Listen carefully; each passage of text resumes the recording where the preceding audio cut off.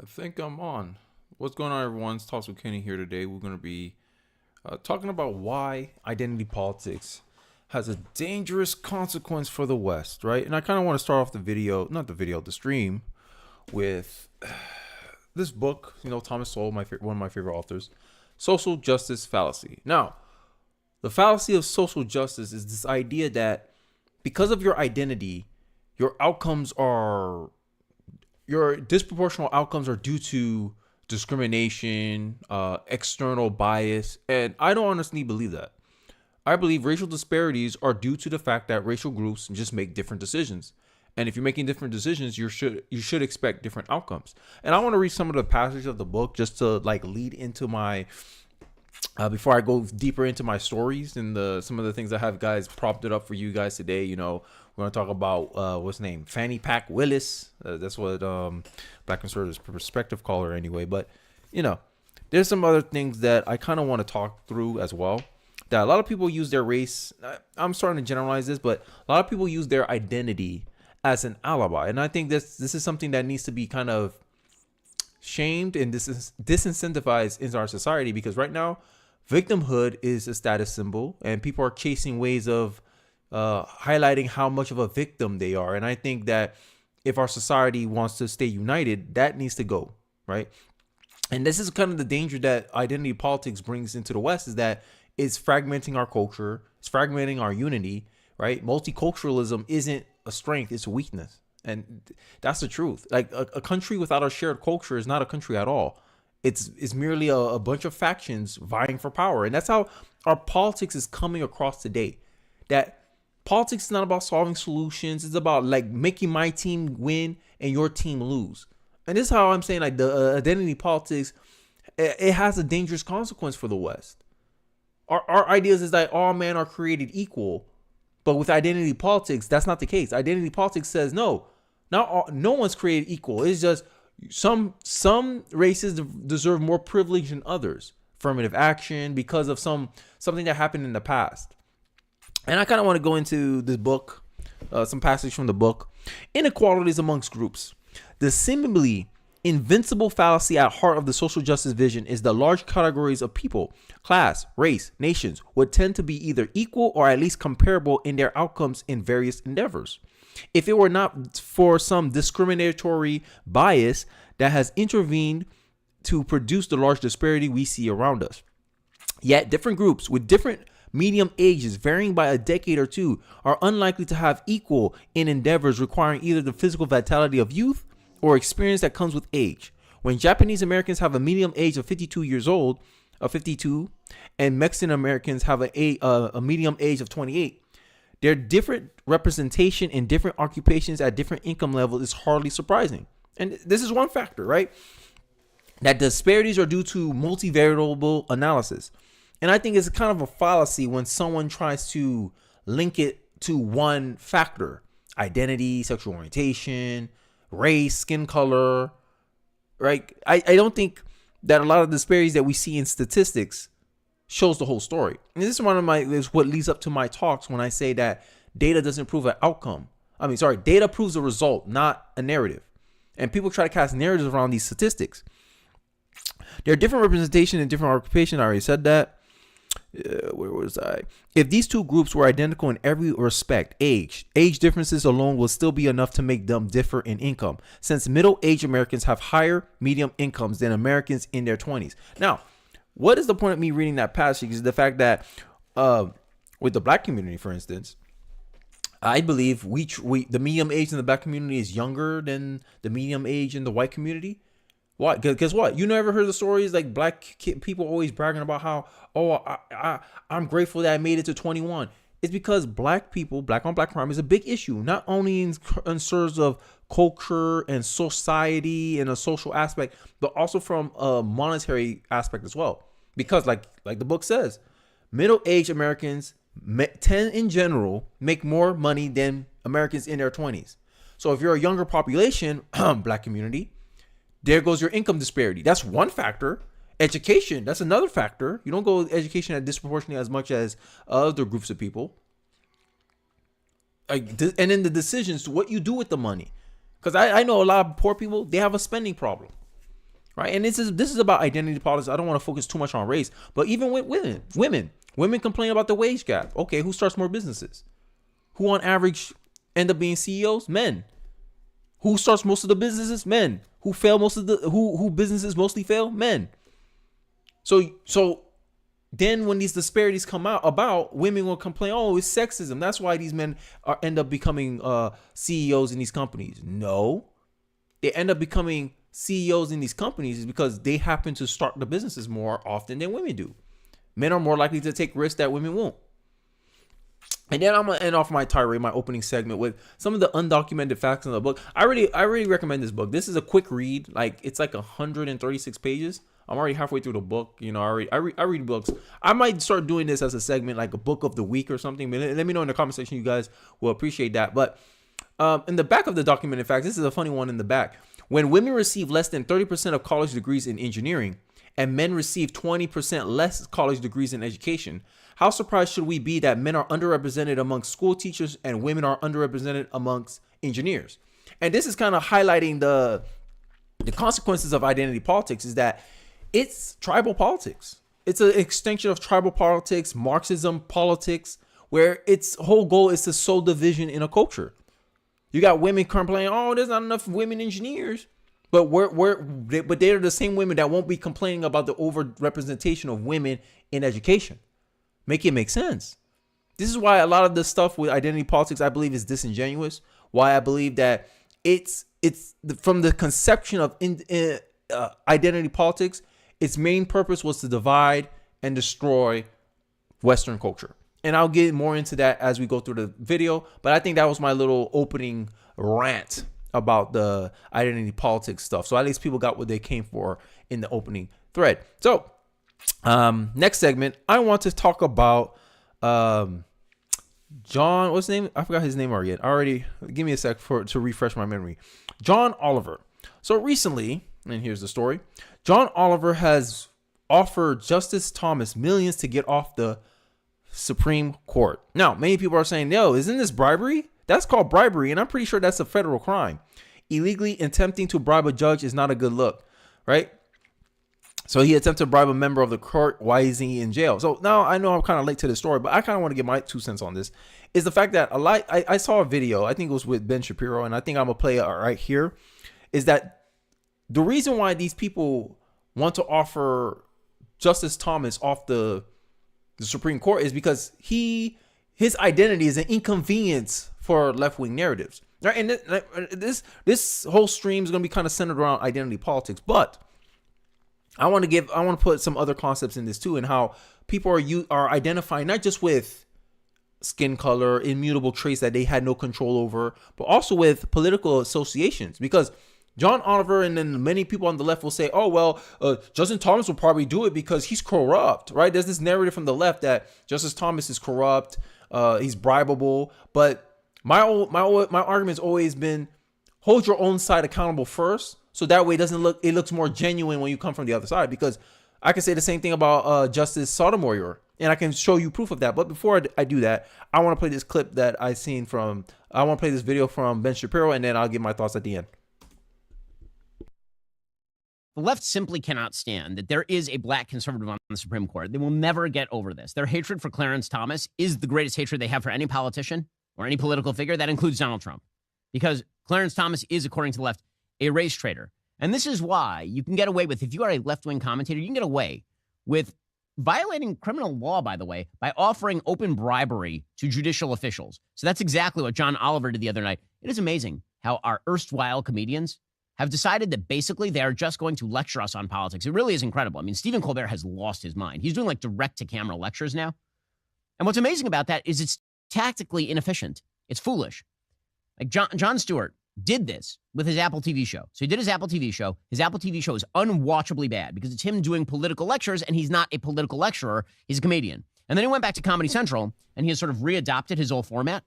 And the show's really watchable and quite funny, even though I disagree with Jon Stewart on nearly everything. But all these comedians have basically decided that the world is too serious for them to comedy anymore. So I agree with that. I think a lot of comedians, and you saw it from I remember I did a video about this comedian who kind of hit the black wokes, saint and savior George Floyd, and how like turned up these people were at the fact that someone dare mock their Saint George Floyd. You saw it.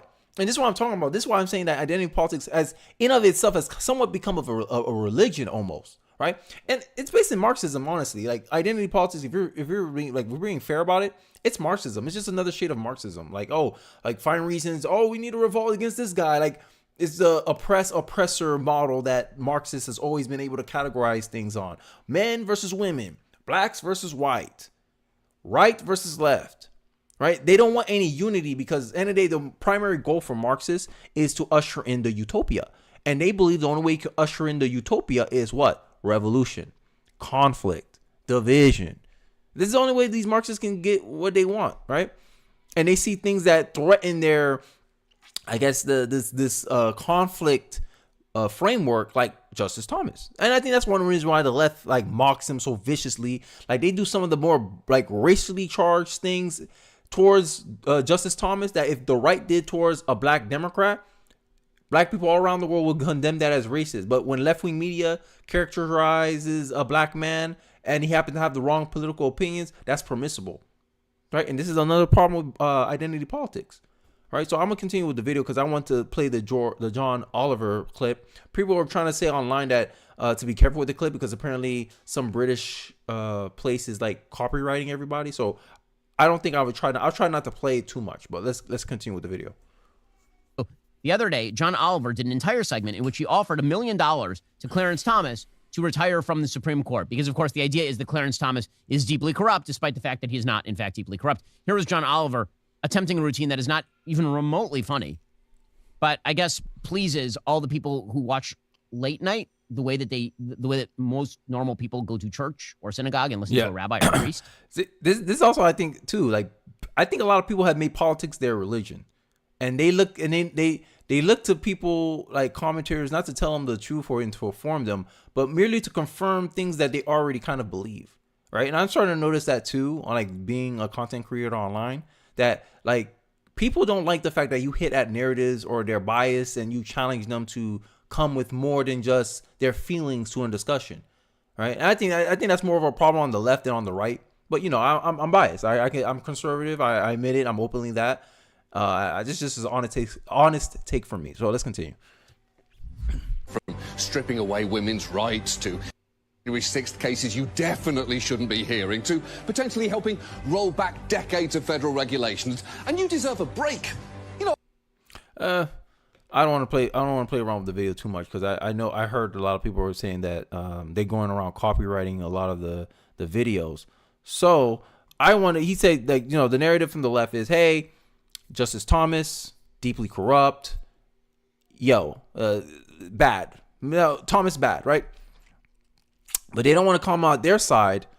Supreme Court Justice net worth skyrockets since joining the court's report. And this is Justice Sonia Sotomayor.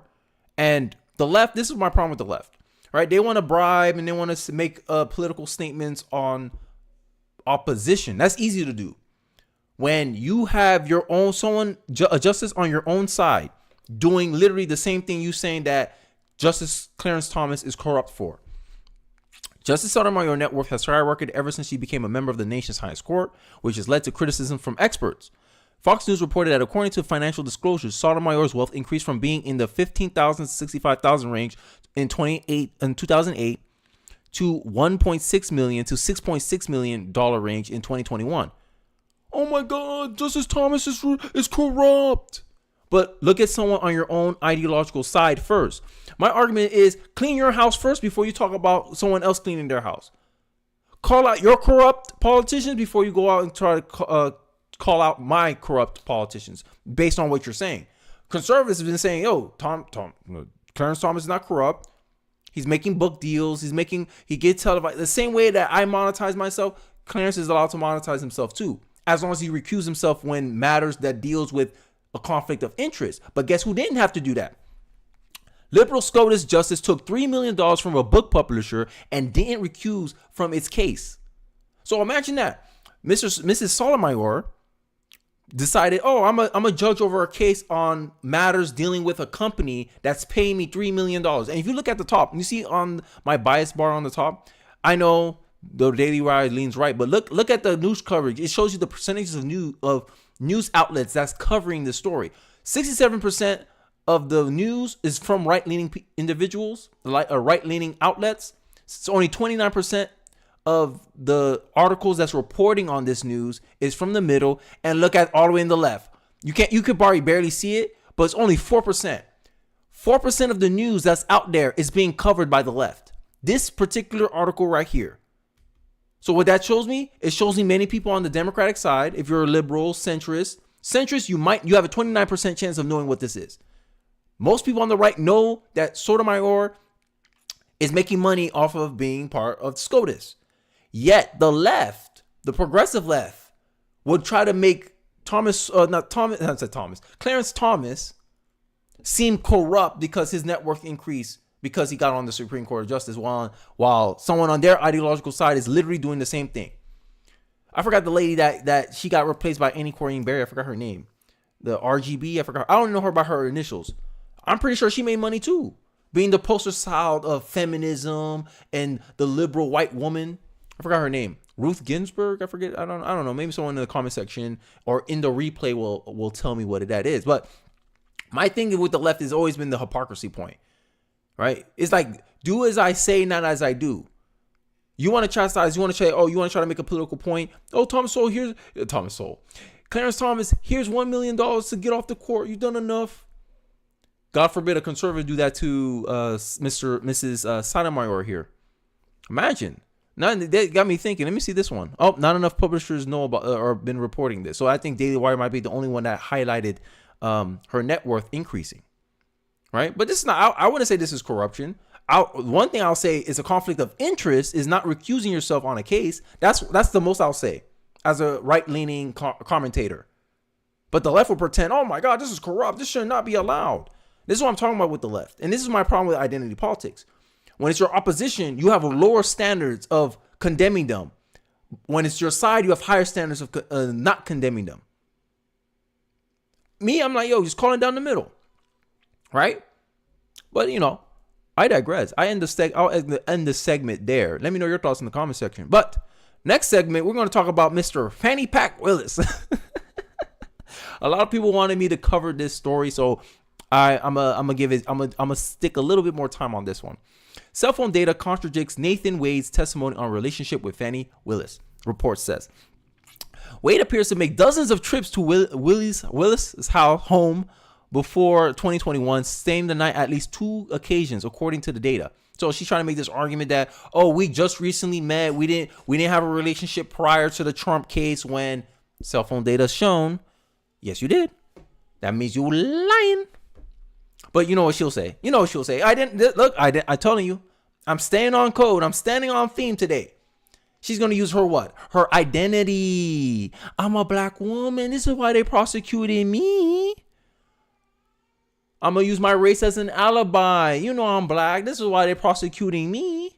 It's not like I'm participating in possible corruption, paying my lover more money than he's supposed to get paid for this case, using federal funds to fund my vacations with him, my rendezvous with him. No. It couldn't be. That's not why. It's because I'm a black woman. I'm a strong black woman. That's why they're coming after me.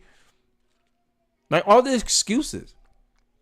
This type of stuff, I believe it will create more racism, bro. More racial bias, more racial discrimination, because they'll see people are going to get tired eventually, right? People are going to get tired of the girl who cried racism.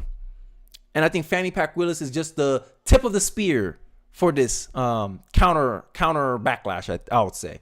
Cell phone data submitted in a Friday court filing by attorneys for former President Donald Trump showed that Special Prosecutor Nathan Wade appeared to make dozens of trips to District Attorney Fanny Pack.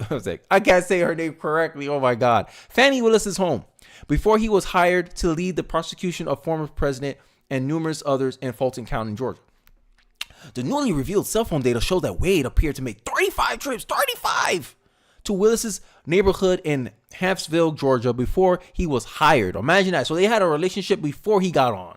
So essentially, you could say, hey, you put Nathan Wade on a trial case, and it makes sense because he wasn't qualified technically based on experience. There was more qualified candidates, I believe. He wasn't. He didn't delve in RICO cases and stuff. I think he was what he specialized in was like business law and divorce, I believe. I'm not sure. No, don't quote me on that. But I know one thing: he wasn't qualified to prosecute Donald Trump, though. But he got the job anyway. Conflict of interest. In my view, you should lose your bar over this. And I think some lawyers out there on YouTube are saying the same thing, that they should be disbarred for this stuff.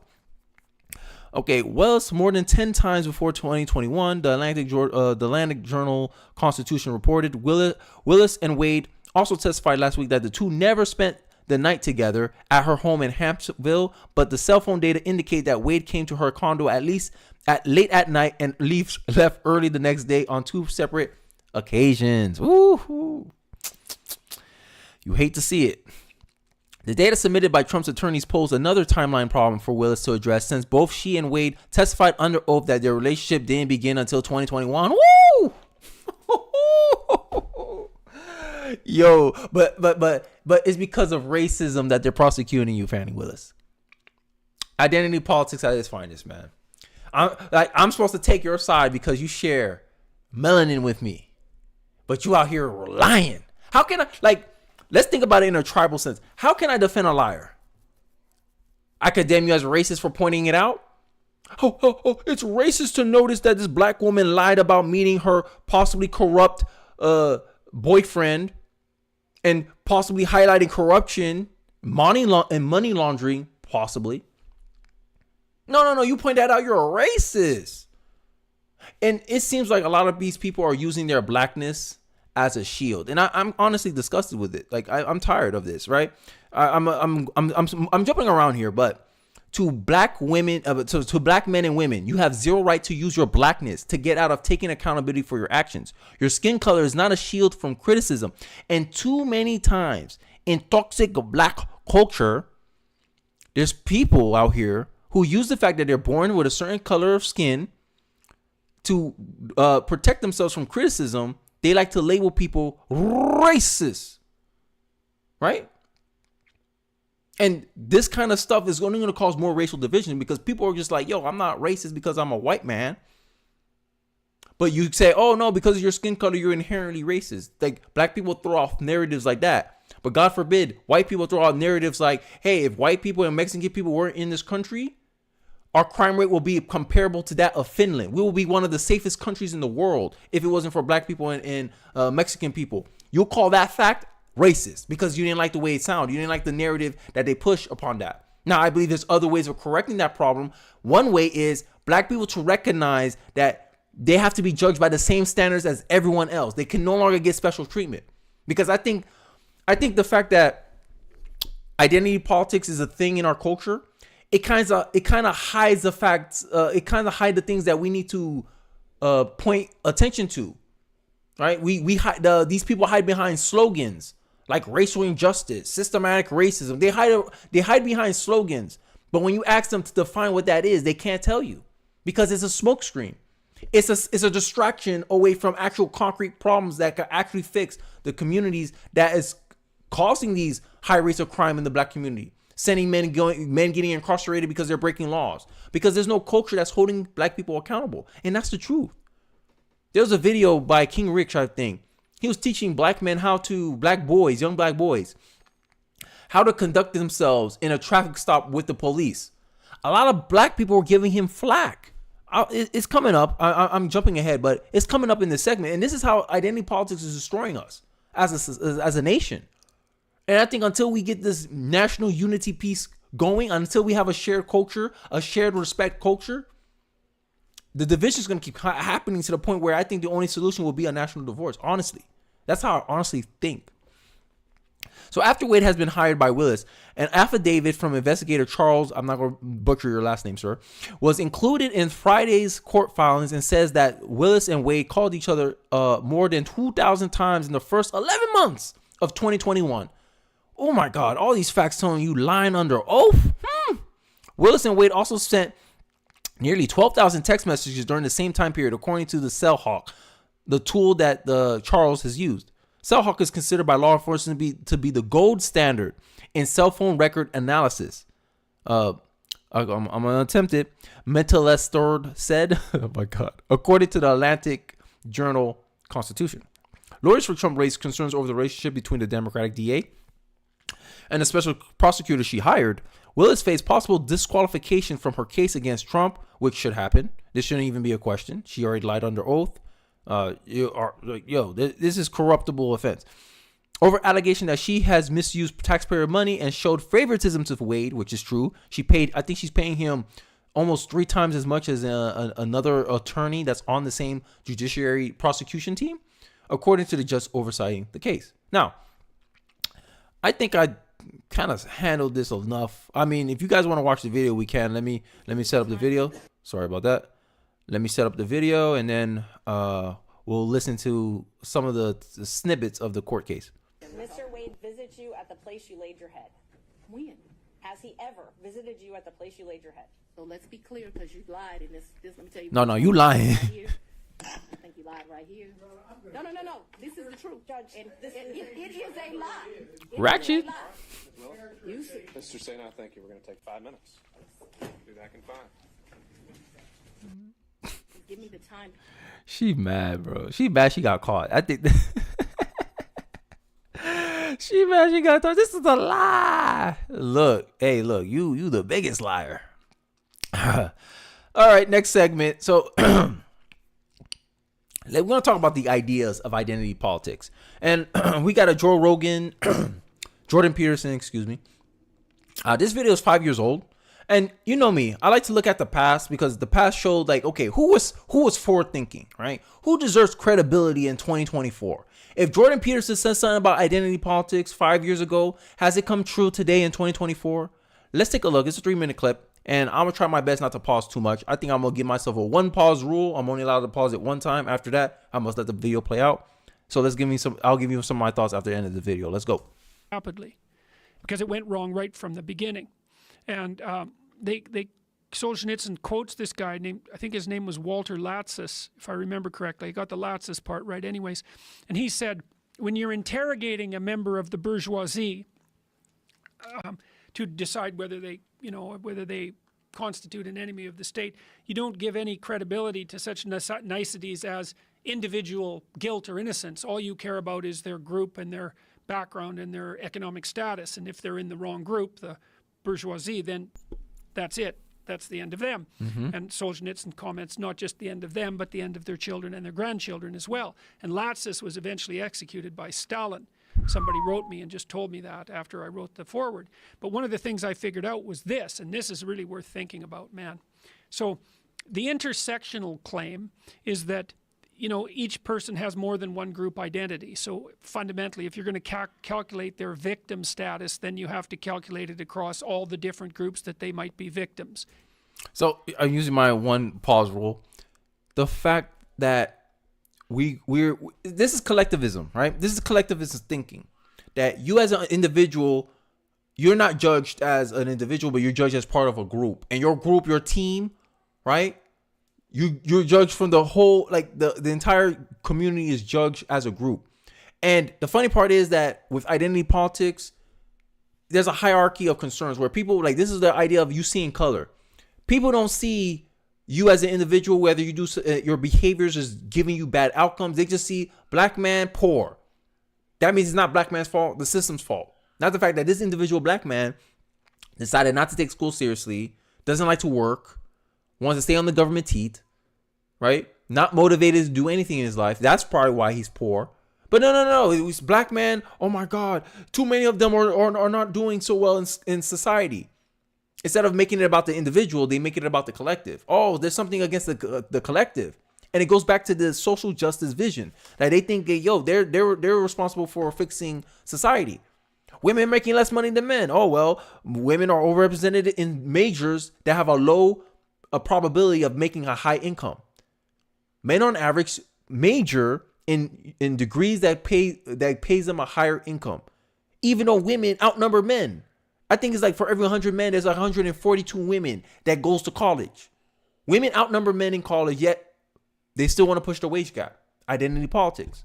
This stuff is not true. This stuff is just a narrative. But they use this narrative to justify victimhood, entitlement, special treatment, right? Because if we're going based on, hey, there's not enough representation, then in college there should be a men in tech, because now there's women are overrepresented in college, but they're not going to do that. This is the problem with identity politics. It's secretly tribal politics. Hey, we're going to do the best we can to give our side as much of an advantage and as much dominance as possible while restricting the ability, power, and dominance of another group. This is us versus them mentality. And this is why it leads to totalitarian oppression.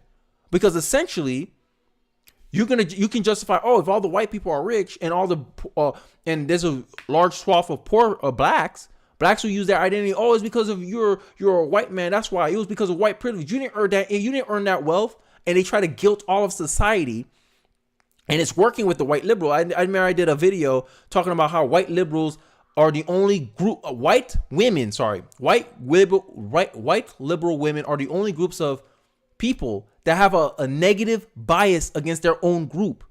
So then these I'd say ethnic nationalists, right? The people who identify themselves as black nationals, whatever. They team up with these self-loathing white liberals, and their union is what's allowing this chaos that's happening on the West. And this has been my biggest argument, is that black people complain about how white people are inherently racist and they have to disparage their whiteness, right? And this is the idea, because a lot of these race hustlers, they only make money because of these self-loathing white people.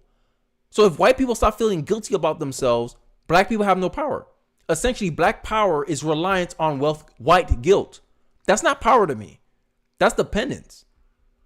You're a slave to the guilt of white people. And the minute white people stop feeling guilty about themselves, black power is over. Identity politics is over. The day white people decide to look out for their own interests as a group, it's over for all the other minorities. But I push for values that go beyond race. Hey, let's do I go from a national level. Hey, I'm a nationalist. Let's do what's best for America. If all Americans can benefit from this policy, we should push for it. But if white people decided, nah, we're gonna play the same game as white people, as black people. Black people are racially exclusionary. Let's do that too. And I won't even blame white people if they did that. Because you get out what you put out. If black people are putting out racial division, race exclusivity, Black Lives Matter, Black Prayer Matter, Black Guns Matter, you always lead up with your race. You're always excluding yourself from everyone else. Don't get mad when other groups decide to do it too. If Asians decide to do it too, if the Hispanics decide to do it too, don't get mad. But black people are very hypocritical when it comes to this stuff. They're literally becoming the races that they claim that they're fighting against. They're quick to condemn racism from other people, but they're not quick to condemn racism from their own side. Actually, they justify it using racism. Oh, I'm black. I can't be racist. You can be racist. Like, is this idea? Like, imagine that you think yourself so low that you think you're not as capable as someone else just because of the color of your skin. This is how socialism comes into play. This is how communism comes into play. If you want to see how dangerous identity politics can become, look in the past in American history, the Black Liberation movement. I forgot the full name, but it starts with Black Liberation. See how violent they were. See how they targeted police.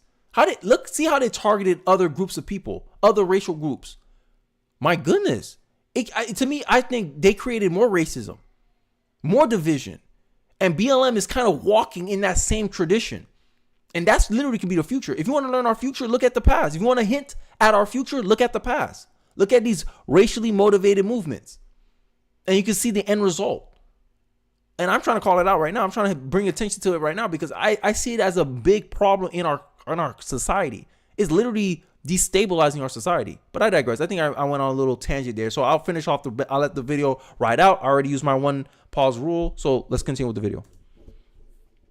And so, maybe who knows, a Native American is one form of victim in this line of thinking, but a Native American victim is female is like twice the victim, or however you would calculate that mathematically. It's like, okay, and maybe you can be put into 6 different groups. We already talked about that a little bit. But here's the bloody rub. If I put you in 6 groups, in one of those groups you're a victimizer. You can bloody well bet on it. And then here's the next rule. If you're a victimizer among any possible dimension of analysis, then it's the gulag for you.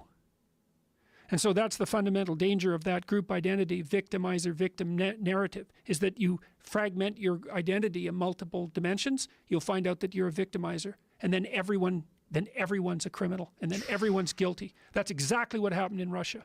And then you think, well, wait a minute, there were a bunch of people who were really compassionate about the poor. It's like, let's say, just for the sake of argument, that at the beginning of the Russian Revolution, that 20% of the communists were really concerned about the poor. Maybe we could say 50%. Just to be arbitrary about it. The other 50% were jealous and resentful about anyone who had anything more than they did. All right, now that you put those two groups head to head in a battle for 4 years and see who's standing at the end. And even if you are one of those utopians who actually cares for the dispossessed, when the revolution comes, you can bloody well be sure that your head's going to be first on the chopping block, because the people who are motivated by hate are going to be a lot more vicious in their attempts to eradicate than you're going to be, what would you call it, effective in your attempts to save. That whole game, that whole identity politics game, that is dangerous beyond belief. And it's predicated fundamentally on resentment and the desire to devolve people back into a tribal antagonism. Hey, it's like, where's the lie? There's no lie there. And you see it. I don't like bringing up black folks, man. I really don't. But they epitomize the warning that Jordan Peterson just listed out. Right? I'm just gonna highlight something, right? And this is the chart I was talking about. White liberals are the only group measured to have negative in-group bias. Self-hatred is normal for this demographic, which can explain their poor mental health. Right? So this is the video I'm talking about. This young man is out here doing amazing work for his community and getting ridiculed getting ridiculous backlash for it. Please support the amazing work he did. This is the video I'm talking about. A man's teaching young black boys how to conduct themselves over a routine traffic stop and teaching them restraint so that way they can make it out alive, right? If you want to believe the police brutality narrative, which I debunked this week with the video with Roland Fryer. I forgot what I titled it, but you'll know the video I say is the Harvard professor exposing the truth about racial bias with police. And it shows that there's no racial bias against black people. And I think most of the time where black people get rough treatment in that video, I listed out the argument, is due to the fact that they're more likely to resist arrest. And this is a prime example of what I'm telling. So I'm going to play a little bit of the video and then I'm going to go into the comment section because he got a lot of backlash from the community. And I'll show you how counterproductive a lot of the advice that these people in the comment section are disagreeing with him and how it leads to negative interactions with the police. Let's take a look. How you doing, sir? Doing good. First thing I want to do is already have my stuff ready, okay? Yes, sir. You don't want to get to the freaking car, and when he gets to the car, you got to go fumbling around looking for stuff, right? Yes, sir. Why don't we want to fumble around looking for stuff? Exactly. They're going to feel unsafe, you understand? Yes, sir. So regardless of whether they should or shouldn't feel unsafe, that makes somebody feel unsafe, you fumbling around, because things happen, right? Yes, sir. So when they get there, the first thing you want to do is already have your license ready and have your hands on the steering wheel, you understand? Yes, sir. Have your hands on the steering wheel, why? Because before they don't think you reach for nothing. So you're not reaching for stuff, right? Yes, sir. All right, cool. So I want to give my commentary just real quick. This is the kind of stuff my dad taught me too. That's one thing I commented. I say, yo, my father taught me this stuff. And a lot of black people, you could tell. This is what happened when people grow up without a father. They don't get that direct respect for authority. And I think that's what fathers bring to a child. Respect for authority. Respect for danger. Respect for threat. Self-accountability, self-responsibility, personal responsibility, right? You can't control what happens to you. You can control how you respond. And he's showing the boys in this video how they should respond. Even they felt like, oh, he stopped me for no reason, all this stuff. He's teaching them, hey, look, here's a procedure. Here's how you carry yourself. And then you fight it in court. This is the message of his video. But you got a lot of emotional black people in his comment section telling him, oh, you teaching them how to neglect their rights. Why they gotta say sir, right? Like black women in the comment section like are offended by the fact that the boys is addressing a man in an honorific form. Imagine that. Imagine how matriarchal the black community has become because 7% of kids are raised under single mother households. So we're used to women in authority, positions of authority, leadership, and influence in our community. But the minute a man is exerting that same thing, instead of being like, oh, I'm glad these boys are learning discipline I'm glad these boys are getting structure. No, the black women are revolted by that because they see it as a threat to their authority. They're almost jealous in a way, in my view anyway. It's because they grow up in the, oh, I'm the only one who could tell my kids what to do. That when they see another man correcting boys, guiding boys, pushing them down a certain direction, they don't agree with it. It seemed like the black community has been kind of conditioned to hate male leadership. This is what male leadership looked like. When I was in basketball, my coach had us, we said yes sir too. We did the same thing. But it seems like in the black community, we hate structure. We hate accountability. We hate looking at our own selves and saying, hey, what can I have done to make this interaction less worse? How can I make this interaction better? We're not a reflective people. We don't have a reflective culture. And I think that's why I'm trying to bring into the black culture. This is why I'm calling out the toxicity in the black culture. Right? And I'm going to show you more about this toxicity as we go through this video. Other thing I want to do, I'm going to let all my windows down, okay? I ain't got nothing to hide, right? Yes, sir. I'm going to let all my windows down in the car. And if it's nighttime, I'm going to turn the car light on so he can see everything in the car, right? Yes, sir. Why am I doing that? So he don't think you trying to hide nothing or somebody trying to hide something for you. Exactly. Everybody feels safe, right? Yes, sir. So we already starting the stop off great. He probably in a good mood that I done let the window down. I done turned the lights on. He probably in a better mood now, right? Yes, sir. All right, so boom. He going to come to the car? Yes, sir. All right, cool. So he going to get my license. He may or may not go back to the car, which they usually do. They're going to basically check your name. So he's telling them like, okay, this is how you expect on a regular traffic stop, right? And he's saying that, hey, we want to make this a positive interaction. Now, there's studies out there, you can find it for yourself, that black people tend to resist arrest. And resisting arrest or not complying or being disrespectful, you're not going to get the best service, best customer service per se, right? Just like if you give an attitude to the cashier, don't expect quality customer service because you're being disrespectful. You're being antagonistic, right? So let's get into the comment section because this is about to be some buffoonery over here, right? So he says this is his school that he's for, X for boys, teaching them their constitutional right and emboldening them to call out their rights being violated instead of making them seem subservient is just as important as police safety, which is the commentary this guy is trying to say is that, let them know their rights. Let them know their rights. You trying to teach them to be servants to the police. The police has the authority in that interaction. Sorry, not sorry. The police has the gun. Like, let's look at it from a practical point of view. Let's say your racist, your narrative that cops are racist are true. What serves you from you bad mouthing and disrespecting the cops? See, this is how you know this man here wasn't raised with a father. It doesn't matter what you feel like. It's the reality. The reality is he has the authority. He has the gun. You want to make it out alive? Like, it's like, imagine it's like saying, if you go to China, try to act like this. Oh, I know my rights. You're in China. Their rights are being violated. How? They're being stopped. The cops are just checking you. They have a right to stop you. Now they can't tell you to get out of the car and all that stuff, but they're teaching a more, the people in the comment section are teaching a more antagonistic view. And this is why a lot of the bad outcomes that happen in the black community is their fault.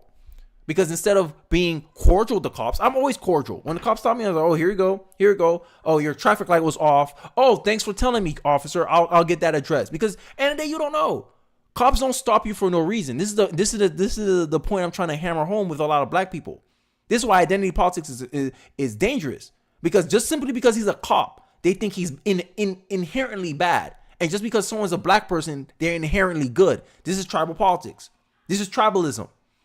Our safety is just as important, if not more. This is okay, but it seems to be more intent. I don't want to go into the full video, the full comment. He says our safety is just as important. Of course it is. But this is the safest way to interact with the cops. Fighting in court. I'm talking about, I'll talk about my rights in court. I'm not having this convo in the side of a road with someone who has a gun. Exactly. These people, bro. I don't know. They think they live in some movie, bro. Like these people, if you listen to the average black person, bro, you'll get yourself killed. Honestly. I'm being honest here when I say this. Honestly. Like it's baffling to me, these people. And then they have to write, and then they want to get so mad about when people don't agree with them. Insanity. But this is why tribal politics is dangerous, right? They want to use their blackness as a cover for accountability, and then when they get called out, they want to be mad. Ridiculous. But I'm done. I'm done ranting on that point. So next segment, we're gonna talk about student loan forgiveness. That Biden to send emails reminding 150,000 student loan borrowers he got them off the hook. Now, this is a moral hazard in the greatest form, right? If you know what a moral hazard is essentially when we reward someone for doing a negative or detrimental behavior. For instance, if you borrow a bunch of money that you couldn't pay back, and someone bailed you out, you create an incentive where the person walks around thinking, I could borrow large sums of money and not pay it back, and someone's going to come here and save the day. That's not an accurate expectation to have.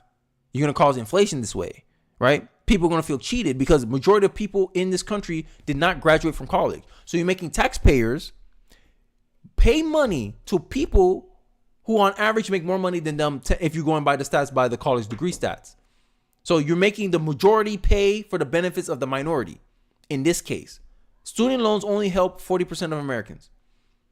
Majority of Americans, if you had to ask them, hey, do you want to pay for these 40% of people's student loans? They'll say no. They decided to take the income.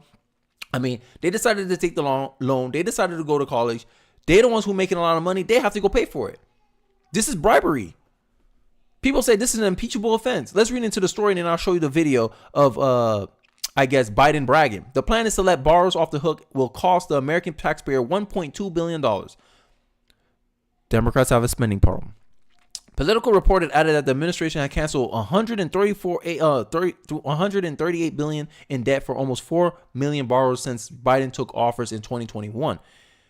Right? And he said, congratulations, all or a portion of your federal student loan will be forgiven because you qualify for early loan forgiveness under my administration's SAVE plan. You see how he put he wants to take credit for it. He makes people, this one thing about Democrats, they never let you forget what they did for you. Right? So it's like someone who gave you a gift and say, hey, don't forget, I gave you that gift. Don't forget. Remember me? That's how the Democrats act. They make sure they brag and they market and say, hey, I'm the reason you got this. From day one on my administration, I vowed to fix student loan programs so higher education could be a ticket to the middle class, not a barrier to opportunity. But that's what college has become. It has become a barrier to opportunity, especially when you take into the fact that ideological bias that's in college. Pretty much what the Democrats are saying is that if you want a path to the future, you have to become an ideologue of the left. You have to be on the political left to feel comfortable in school, to get indoctrinated in their values, in their worldview, talk like them, walk like them. If you don't speak that Ivy League college graduate jargon, then you'll be ostracized, filtered out, not accept. Oh, you're not a cultural fit. This is. You see the game that's going on, right? And it is a barrier. It is a barrier to the middle class. And look at the amount of debt. Like, you show me the incentive, I'll show you the outcome, right? And I think I did a video like a while ago talking about the amount of people that goes to college, right? Mostly women, right? Is it any surprise that women are trending more and more to the left, and men are are trending more and more towards the right? It's no coincidence for this, right? This is what I'm talking about here. This is Rufo. In 1970, only 10% of Americans had a college degree. Today, 40% have a college degree. This means by simple math that the average intelligence of a college graduate has plummeted and simultaneously created a large cohort of Americans who feel entitled to college-worthy professions. You see it on TikTok. All these girls who are servers complaining about how they can't find a job. You see it. You see the results of it. Oh, I can't get a job anywhere. Oh, this job's only paying $50K a year. I expect to get 80. It breeds a false sense of entitlement. And then you got Biden here rewarding these kids for making a dumb choice.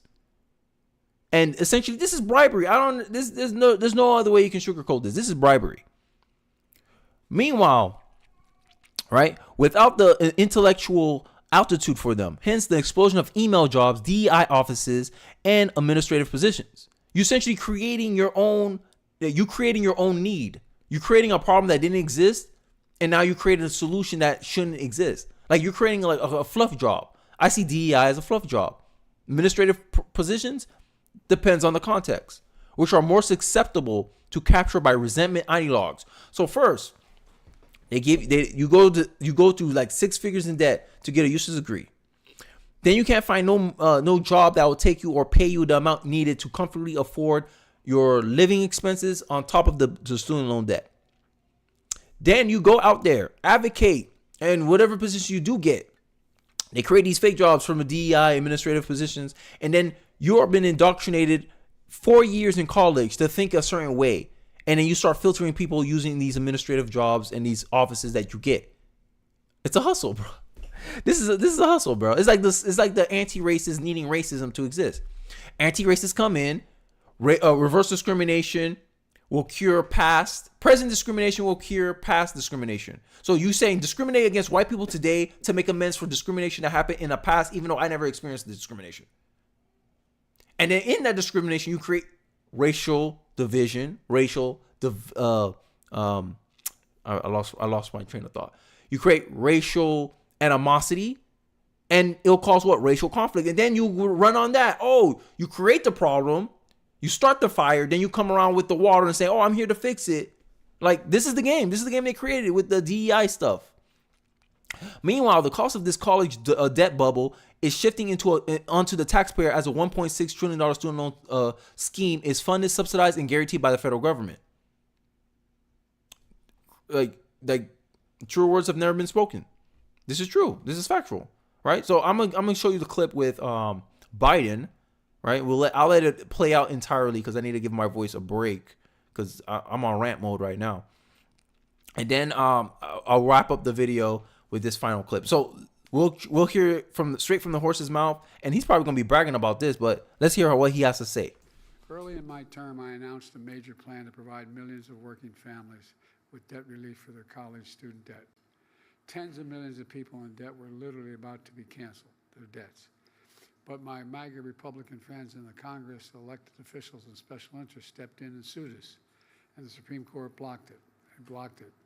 But that didn't stop me. I announced we were going to pursue alternative paths for student debt relief for as many borrowers as possible. And that's the effort that's been underway the last 2 years.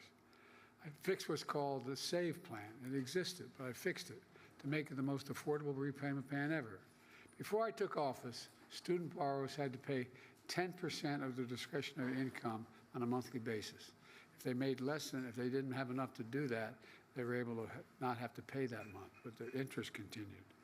A lot of people don't have the means to do that, though. And this is what happens when you have a culture that lacks self-determinism, self-responsibility, is that they think someone else has to go bail them out of the problems that they themselves put themselves in. Like, if I put myself in a fight and then I expect my big brother to bail me out, when you hold me accountable for that, hey, Kenny, you put yourself in this fight, you have to finish it, you have to fight it. Not put your brother in danger because you want to sit around, act like a big man on campus and you're picking fights with people, right? You'll say that's not morally correct.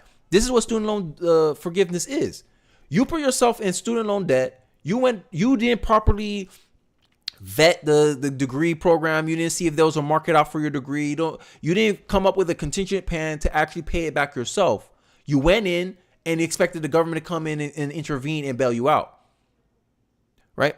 And I can't get along with this, bro.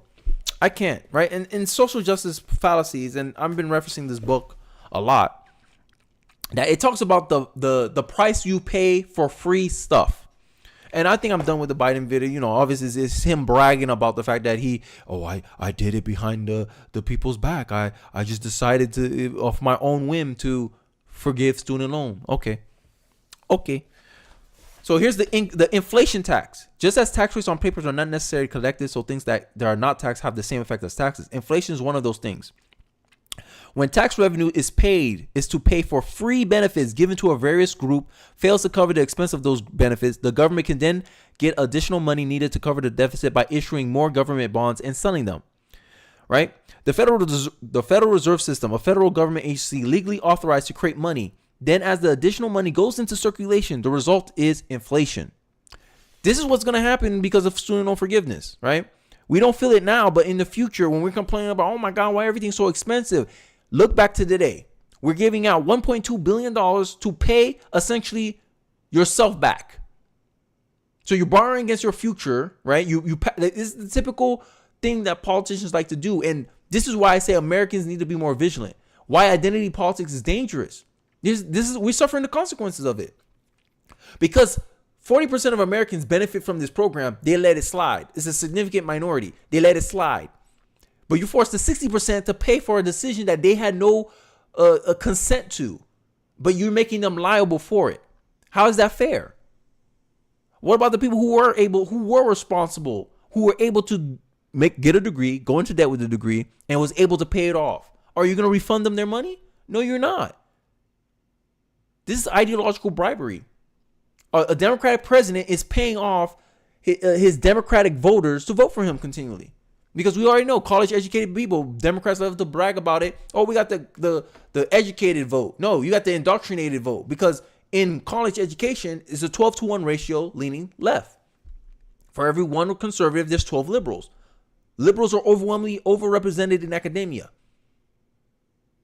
So when you say you got the college vote, it's not impressive to me because I'm like, oh, of course you did. That's the Republicans saying we got the religious vote, we got the moral vote, we got the virtuous vote. Because the ideas and concepts align with the Democratic Party, and you push these ideas and concepts to impressionable young college students. And this is why I believe young people tend to turn left. And also the reason why young people on average, I believe, tend to be left is because in the education itself, if you look at the Department of Education, if you look at a lot of these 3-letter agencies, these bureaucrats in these 3-letter agencies, overwhelmingly, they donate to the Democratic Party. So even then, I can make the case that you have already pushed ideological indoctrination, ideological perspectives onto the youth who are impressionable, and you kind of condition them to lean left on issues. This is why I think young people tend to lean left. This is just my thoughts. This is just my theories. You let me know your theories in the comment section below. But I want to finish this piece about the Federal Reserve because I think it's very important about the real cost of free. The real cost of free. In short, an inflation tax is likely to be a regressive tax paid whenever buying groceries, gasoline, or other consumer goods at higher prices. The illusion of getting free benefits from the government may be maintained so long as the recipients do not see the connection between higher prices they end up paying for what they buy after the government gives them free things. Politicians cover their tracks by calling the key mechanism the Federal Reserve's creation of money to buy government bonds by the obscure insider phrase quantitative easing. You know what quantitative easing means? Let me make sure I get this correct. Instead of saying in plain English what quantitative easing is, that the government is producing more of its own money in order to pay for things that it is giving away for free. Sometimes a technically sounding term is used to designate a second round of creating money. That sounds so much more impressive than simply saying producing more money for politicians to spend. This is the Federal Reserve. Thank you. Who was it? Was it FDR? I think it was FDR. I'm not sure. Who started the Federal Reserve? Let me know in the comment section. We're going to do a little history session. Who started the Federal Reserve? I don't remember. But I'm coming close to the hour. I have a lot of stuff I wanted to go into, like communism. But I think this video, I think will be important. Oh, sorry. I didn't mean to start. So this is going to be the last video. It's going to be a 2-part video. So we're going to go into this video with the people around our country are destroying it. So this is where I'm talking about, like, my whole thesis for this stream, and I'm going to end it off with this, is that a lot of these political ideas and these concepts and these ideology are destroying and fracturing our culture, our country, what we stand for, our national unity. And I believe it's due to globalism, right? This idea that, you know, we all are one people. We have no distinct cultures, right? It's just conformity. This is communism. Globalism is essentially socialism, in my view. It's a world scale version of socialism. That's what globalism is. That there's a one size fit all. You adapt to the system, not the system adapting to you. Anti-individualism, very collectivism. And I think this is this mindset. And this is what identity politics is. It's collectivism. Collectivism is a dangerous concept. It's a dangerous idea. Collectivism is, I believe, it doesn't respect individuals at all. It doesn't respect property rights, national sovereignty. This is why they love open borders. Oh, we should let everybody, and everyone has a human right. There's no distinctions.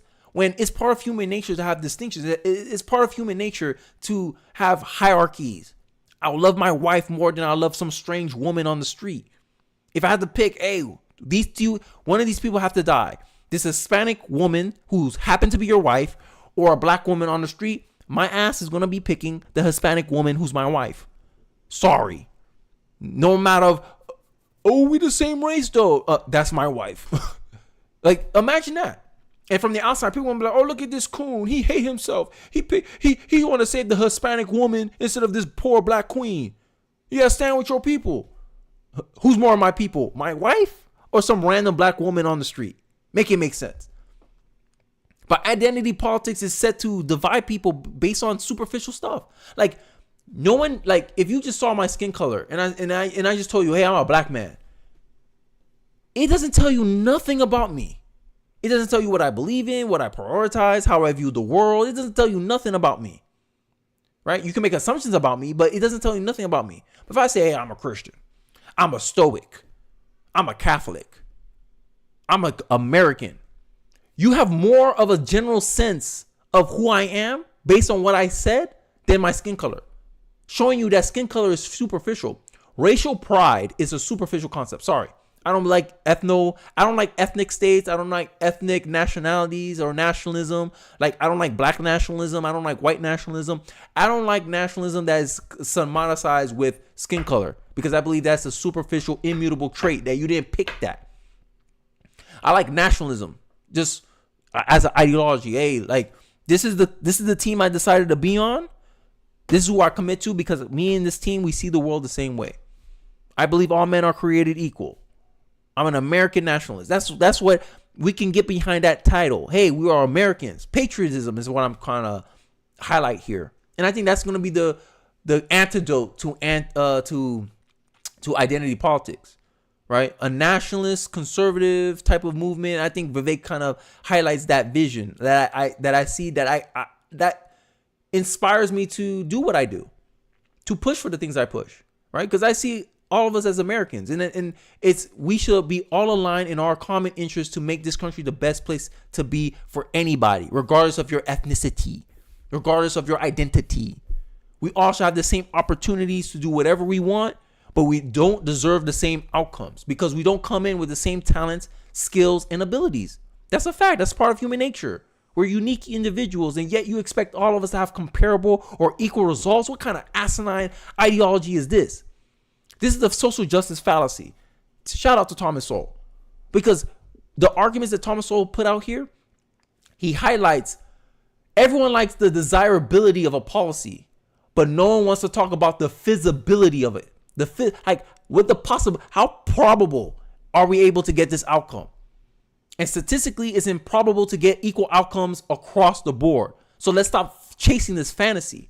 But no, the left the globalist left, the elitist left, the progressive left, and the cowardly liberals want to keep pushing this idea that we all can have comparable outcomes if we just... No. Even kids born in the same family don't have equal outcomes. There's a stat that Thomas Sowell highlights in his other books, in his other works that I read, that firstborns are disproportionately or overrepresented in medical, college graduates, successful people, billionaires, millionaires. Firstborn and only children are overrepresented when you consider successful people. And through Thomas Sowell's observation, he believes it's due to socialization. That the firstborn is socialized to be a leader, to be a mentor, and he gains skills through that process of expectations, higher expectations. And this also bleeds into Thomas Sowell's other point that when you call to a group, black people, when you lower expectations for black people, when you have low expectations and you have low standards for them, you condition them to be mediocre, failures, dependent on the state and the government.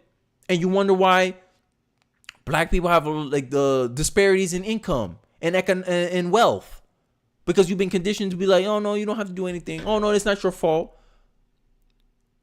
The identity politics, critical race theory, anti-racist, they have conditioned black people to be helpless because of their skin color. And this resentment that is being conditioned to them passively by left-wing ideology, they're taking it out on the rest of society. They got a chip on their shoulder.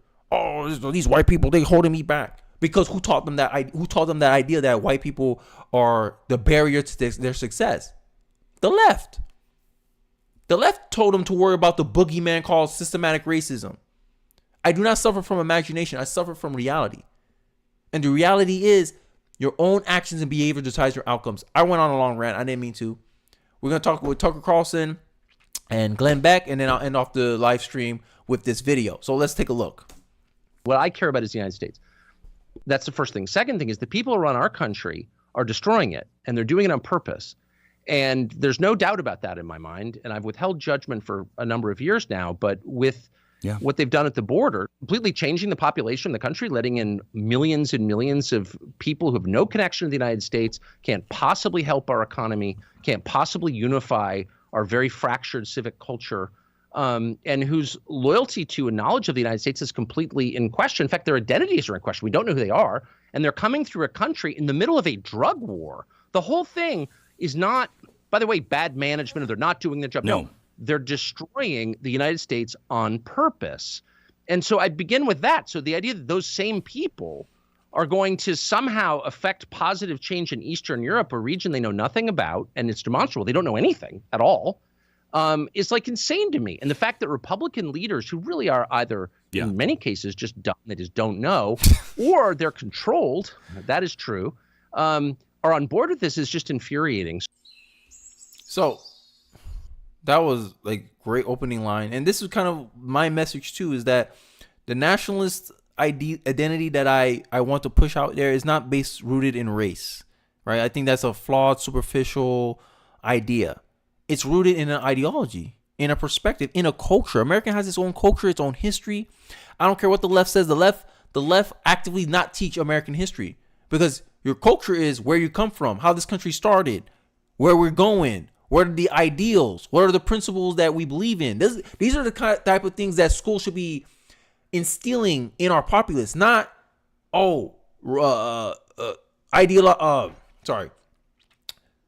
political ideology in classrooms. Not you should have this perspective about men and women based on this worldview. It's supposed to be a united worldview. Hey, this is America's worldview on the world. Here's our American principles. These are the only things I believe kids should be indoctrinated in. Founding fathers, our history, right? How we got here, the good and the bad, holistic. Not this narrow politicized view of history where you got 1619 and they're teaching you, America was a racist country. It was founded on racism. These inaccurate revisionist perspectives. No, that's not a point of schools. Point of school is to teach the good and the bad. Hey, this is where we started. This is where we got here. And the narrative should be, we fell short of our ideals, but every day, these are ideals that we strive to every day, and every generation, we're supposed to bring this country one step closer to our ideals. That should be the message. That should be the narrative that is indoctrinated into the American citizenry, right? But we don't have that today. What we have in this identity-based culture, this tribalistic culture that we have right now, is ideologues who control these institutions, aka the left. If you think I'm lying, look at the Department of Education. Look at who they donated to overwhelmingly. Look who the political affiliations of everyone that work in the government, they lean Democrat. So you don't think their bias is infecting, just like the Google's employees who donate 99% to the Democratic Party. The Google employees that donated 99% to the Democratic Party created an AI bot where their ideology bled into the work that they did. You don't think that happened to AI? You don't think that's happening to the American school system, the American education system, the American curriculum? Yo, you have to be lying, like, to say that's not the case. You have to be lying to say that the Democratic bias in the Department of Education is not filtering into the curriculum of our school system. Right? And this is the kind of thing that I think should not be taught in schools. I honestly believe at this point in our secular atheist society that ideology should be kept out of schools, period. If you want to take the Bible out of school, you have to take ideology out of schools, because it's having the same effect as if a religion was being taught in the school, right? The left was like, separation of church and state. We shouldn't be teaching a religion. No, we should be teaching nationalism. We should be teaching, hey, the history of this country, what make this country great, what make this country good. Sure, we can improve it, but Demonizing and hating it will not make it better, right? Pointing out only the flaws in black people is not going to make them better. But you can strive to say, hey, look at your history.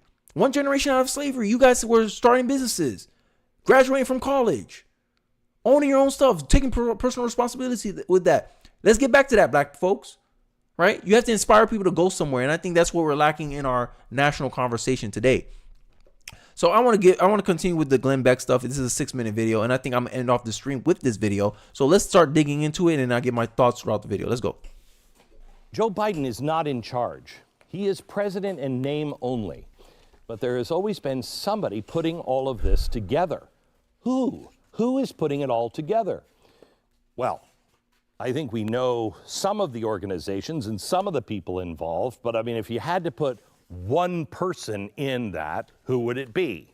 Somebody asked once, would you have liked to have served a third term if you could have? And I say, I wouldn't have wanted to be out front. But if somebody had said, you can sit in your basement in your sweats, and there's somebody else who's playing the president with a microphone in his or her ear, and you can just kind of give suggestions and policy, then I might have enjoyed doing that. Oh, that's great. Puppet master. Oh, wait a minute. That's an old anti-Jewish trope, right? And he's Muslim. Whoops. Look, here's the thing. This has always been Obama's third term one way or